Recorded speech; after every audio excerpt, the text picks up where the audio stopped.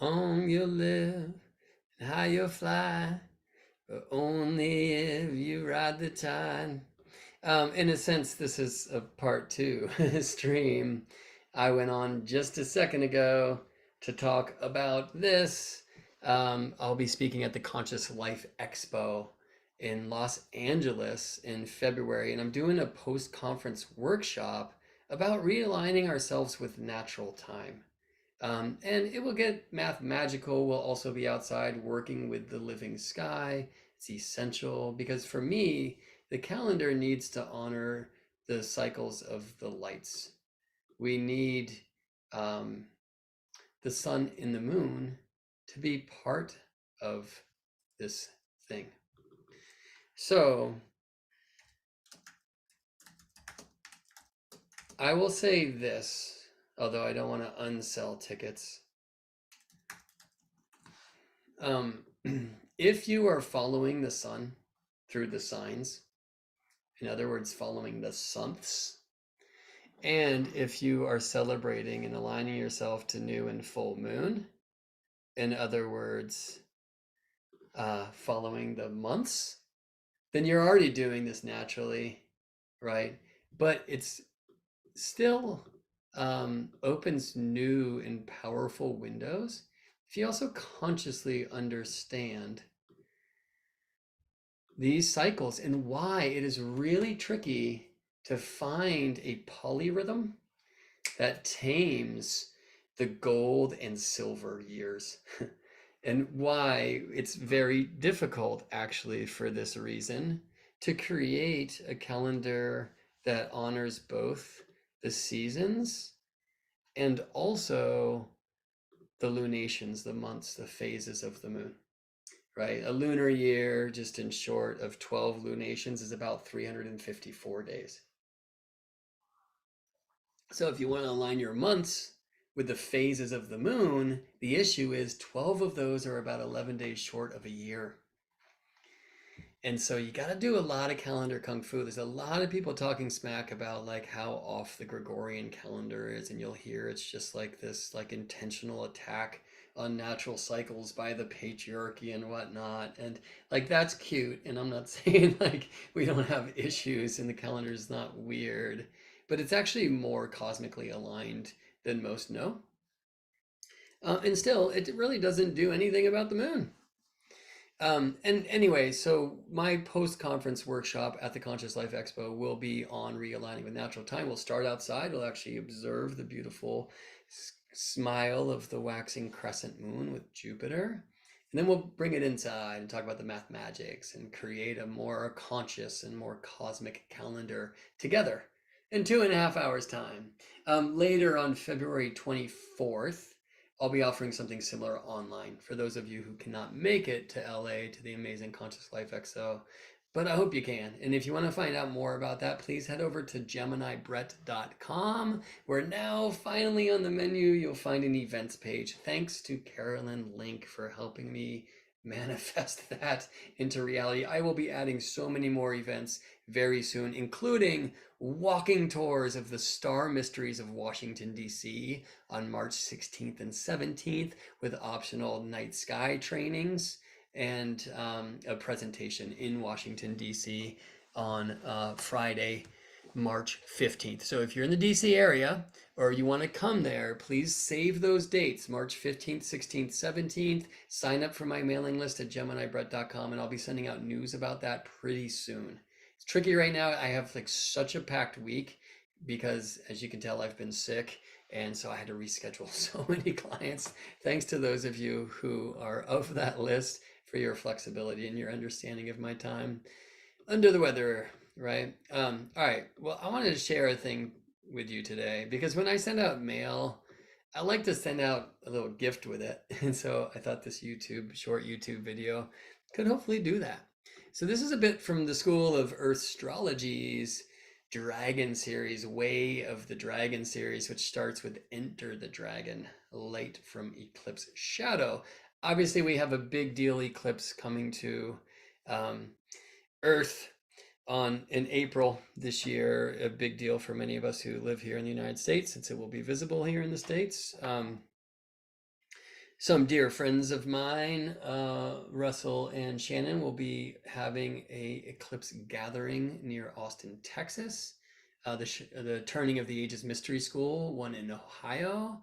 I think I'm gonna stay here with Anna and our baby, who is now the size of an artichoke and is due in June. And so I think what's going to happen for me is I'll teach online on April 6th and 7th, on the weekend before the eclipse, the Enter the Dragon and the Return of the Dragon eclipse cycles classes. I'll teach those live, and then we'll probably do some eclipse ceremony um, through beaming it online to those who want to get involved with those classes. Again, just sign up for my mailing list at geminibrett.com, and you will hear more about that soon.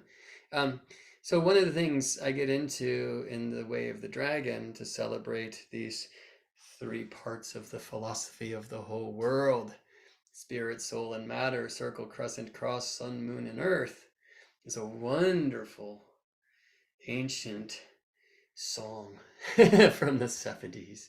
Long you live and high you'll fly, but only if you ride the tide. This from the dark side of the moon.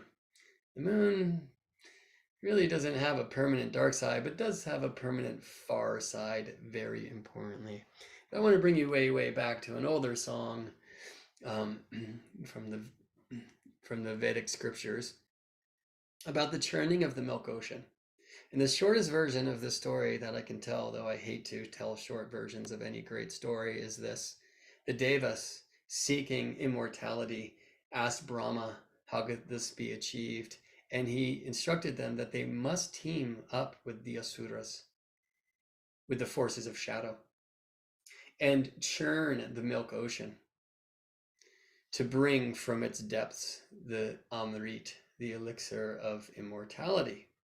Mount Meru gave itself as a churning rod on the back of Korma, the giant tortoise, an incarnation of Vishnu. And the great serpent god Vasuki lent himself as this churning rope. So with the forces of light, the Devas on one side, and those of shadow, the Asuras, on the other, there was this great kind of tug of war, right? And all of these amazing things came up from the ocean. First, the poison, as it is when we start messing with the unknown of our subconscious realities and the depths of the heart, yes. But eventually, with many gifts that came forth, did come the Amrit, the medicine. Now, what happens with it? And in a sense, how Rahu and Ketu are born from this, and how they seek vengeance against Surya and Chandra, sun and moon, and now this is the story of dragon eating the sun in eclipse. That I'll get into in the eclipse classes later. For now, I just want to say this, or ask you this: can you hear the astronomy in this ancient tale? Light on one side, shadow on the other, of a turning pole to churn the oceans. Now, the next vision you'll see here, my friends, is not to scale, all right? But there is that rod, Mount Meru. It's called the World Tree, Earth's rotational axis.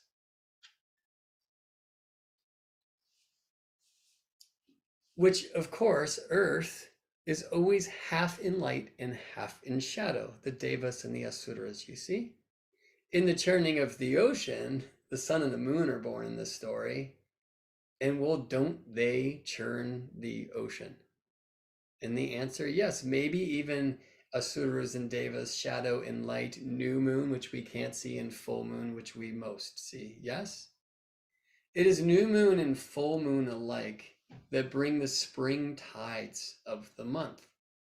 Now, there are king tides, like spring tides of the year, like when the moon is very close to Earth, a supermoon and the like. But let's for now just honor the truth that the moon and the sun alike, they pull on Earth's waters, right? And so while high tide is happening on one place of Earth, it's low tide on another, right? Let me get my little pointer thing here. Like, so let's say you're standing right here. The sun and the moon are combining forces to pull the water away from you, right? So that would be, by the way, if you're standing here, sun and the moon on the eastern horizon, rising, pulling the waters away from you. But that means they're pulling them towards a place on Earth where they have already risen and they've reached their height. They're up near the midheaven of the chart. Okay? Over here, the sun and the moon are setting, again on the horizon, pulling the water away from you, your local waters, right? Over here, the sun and the moon are actually at the IC, right? It's midnight and the moon is with the sun. It's new moon time, okay? And that's actually, interestingly, also high tide, because you see they're pulling all of the world's waters. Yes? And interestingly, spring tides happen not only at new moon, when moon and sun kind of combine their vectors of gravitational and tidal forces in the same direction, but also at full moon time. And that seems counterintuitive. It seems that at that time, like the moon would be pulling us one way and the sun the other way. But again, they're stretching the Earth's waters, right? So for places where, like at full moon, the moon is at the midheaven, that would be right here on Earth, and simultaneously the sun is at the IC, you're having a like super high tide experience, because either if the moon is new, moon between Earth and sun, or full, moon on the opposite side of Earth from sun, right? The luminaries combine their tidal forces to stretch the bubble of Earth's water, right? In a most powerful way of the month, right? The opposite is true at either waxing half or waning half moon time, first or third quarter. Because at these times, the tidal forces of the moon and the sun compete.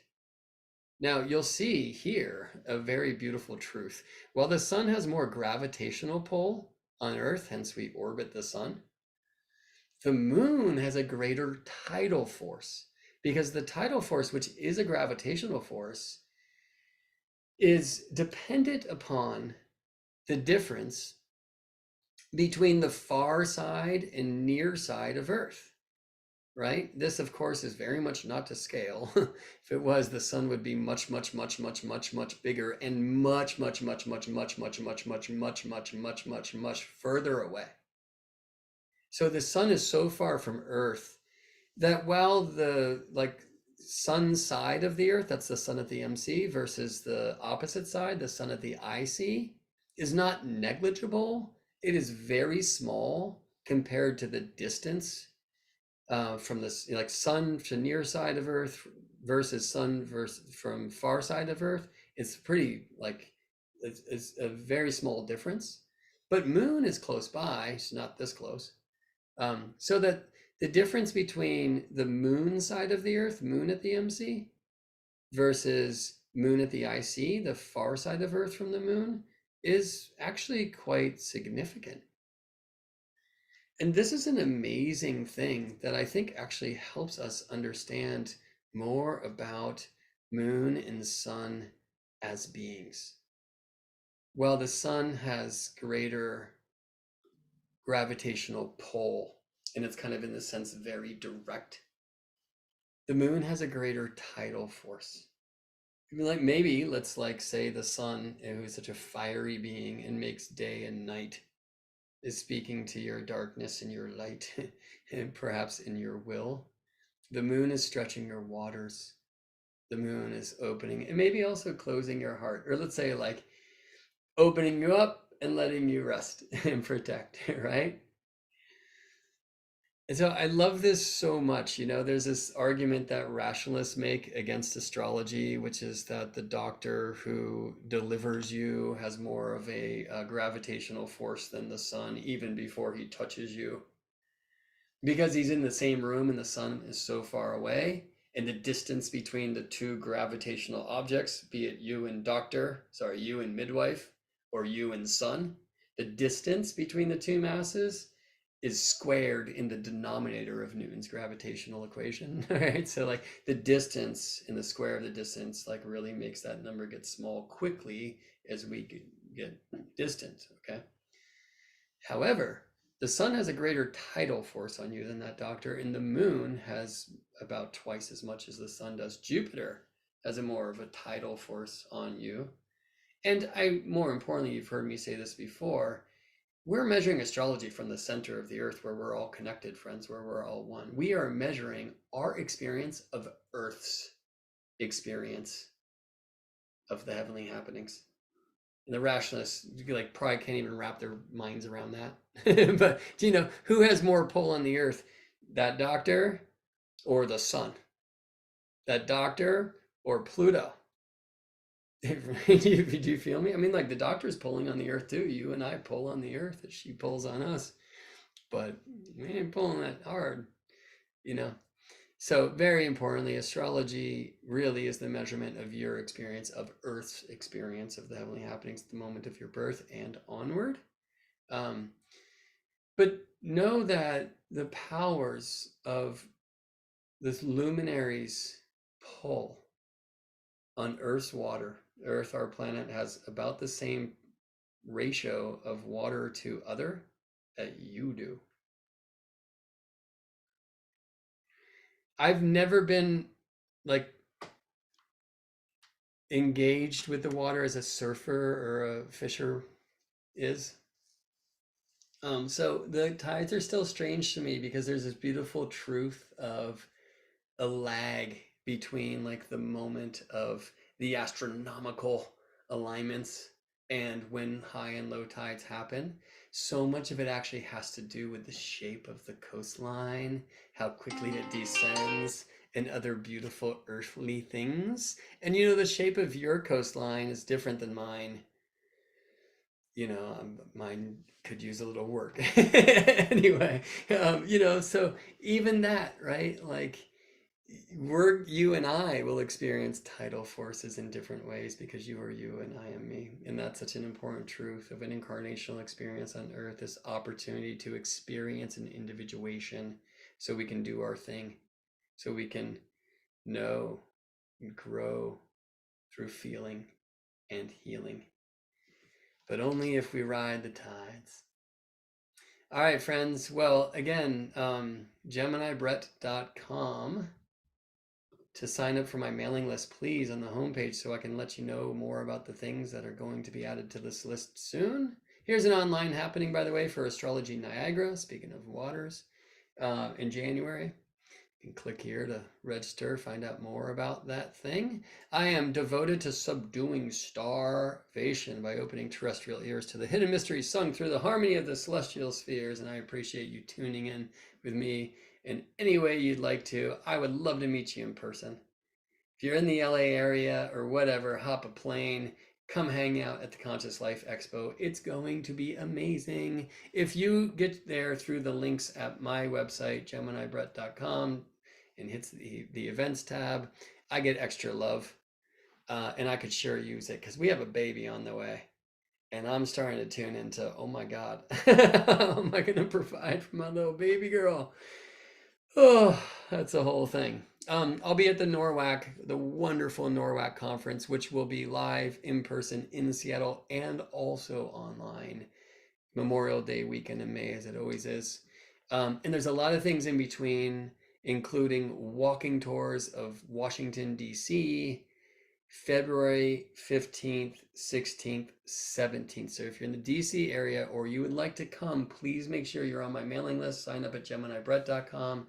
I will be sending out word of how you can sign up for that super soon, and hold your space. These are going to be small tour groups so you can really hear me. I'm going to bring you into the deep star mysteries of DC at a very important time, not only because, of course, it's an election year coming up, but also because Jupiter's about to loop in the sacred hoop.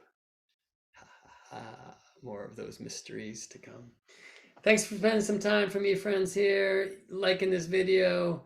If you like the video, leaving a comment or two really helps fuel the ship. So all of that could be quite